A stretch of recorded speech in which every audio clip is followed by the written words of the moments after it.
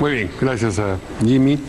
Y estamos con Pedro Yaranga, él es experto en temas de narcotráfico, de terrorismo también, pero entendemos que también tiene información importante acerca de lo que está sucediendo en Patás, lo que venía sucediendo desde antes y quiénes son o quiénes integran estos grupos delincuenciales que, bueno, han tomado parte de lo que ocurrió este fin de semana.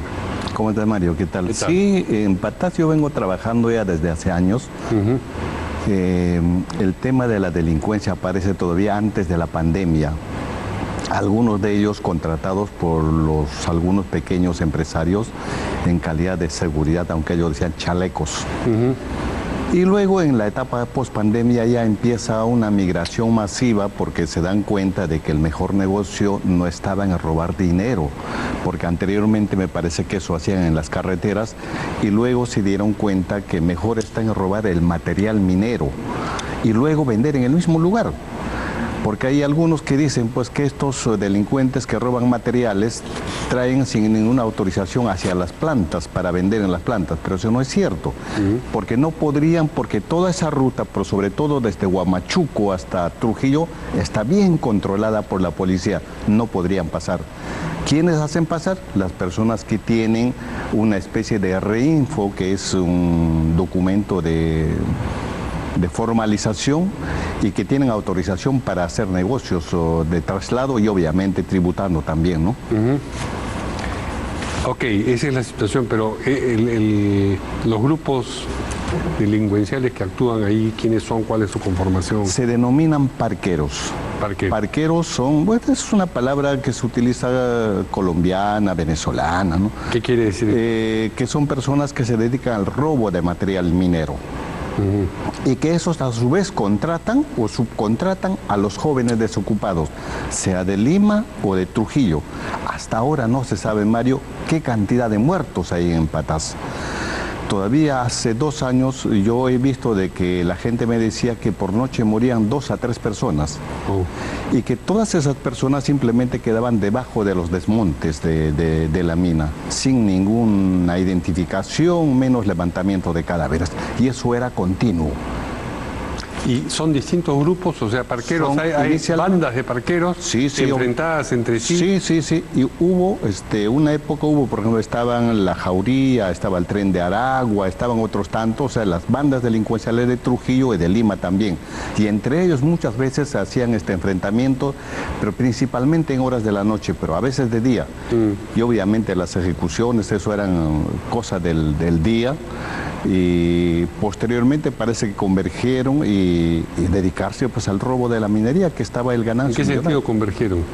Se pusieron de acuerdo y... ¿Dejaron de pelearse entre sí? Dejaron de pelearse en algún momento porque la policía ya por lo menos estaba haciendo trabajos de investigación posteriormente, después de la primera intervención de la policía, donde detienen más o menos a 13. Entonces, algunos grupos que quedaban obviamente ya se juntan, ¿no? Eran extranjeros con nacionales, pero todos portando armas de guerra. ¿De dónde sacan las armas de guerra? Probablemente es el mercado negro. Por ejemplo, AR-15 no es tan usual en el Perú, pero algunos también portaban G3, AKM, que eso ¿Hay era gente que tiene algún tipo de entrenamiento militar? Porque para usar esas armas, digamos, no es... Hay que tener algún... No es un hobby, ¿no? Por ahí alguna persona me decían que ellos principalmente capturaban o también invitaban a jóvenes que tienen experiencia en esto, o sea, licenciados del ejército. Sí. Y muchas veces esos jóvenes igualmente han sido asesinados, tal como hace el terrorismo, asesinato selectivo. Es decir, contrataban a estos jóvenes desocupados, sea de Trujillo o de Lima, y los hacían trabajar 3, 4 meses. En el momento que estos jóvenes les reclamaban el sueldo, simplemente lo ejecutaban ahí, para no pagar. Y en este caso, ¿se sabe quiénes han sido Es pura delincuencia. No, ya, pura delincuencia, pero ¿cuál de estos parqueros?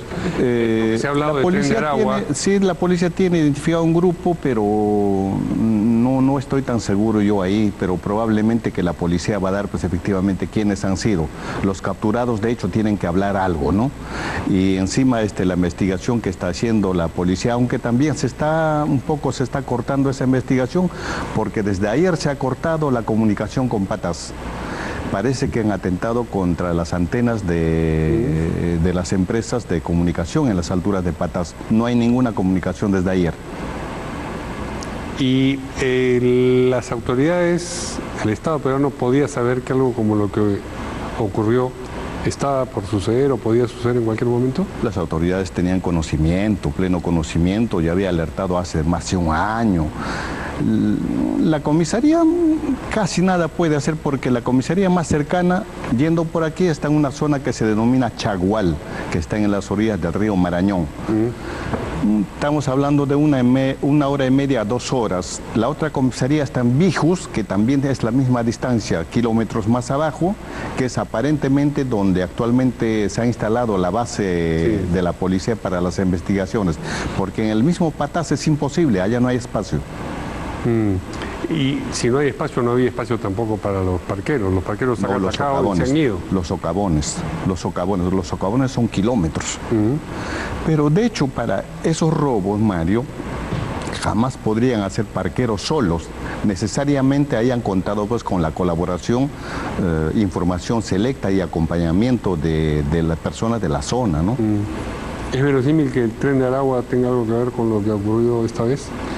Probablemente, o es que estos que han ejecutado son parte pues del Tren de Aragua, ¿no? Sí, porque el control general siempre tenía el Tren de Aragua. El control general. El control siempre asumía el Tren de Aragua. Desde hace, ¿qué? 4 años, una cosa así. Un poco más de 4 años. Antes de la pandemia. Así es. Y la reacción que ha tenido el Estado, enviar una dotación policial particular, ¿le parece a usted suficiente, adecuada? Me parece que debieron haber puesto mejor mirada, porque el hecho simplemente de declarar zona de emergencia, enviar cierta cantidad de policías y luego retirarla después de un tiempo no tiene ninguna solución, porque ¿qué es lo que hacen estos delincuentes? Llega la policía, simplemente lo que hacen es una retirada, porque están preavisados. Probablemente estén en Lima o estén en Trujillo. Se repliega la policía, inmediatamente regresa. Entonces no tiene ninguna solución. O sea, ahí por lo menos debería haber una permanencia de un contingente especializado haciendo un trabajo continuo. Solo así se puede controlar en parte la situación de Patas. Muy bien. Muchas gracias al experto en temas de narcotráfico y vemos también de minería ilegal, Pedro Yaranga, por acompañarnos aquí en... Buenas noches. Buenas noches.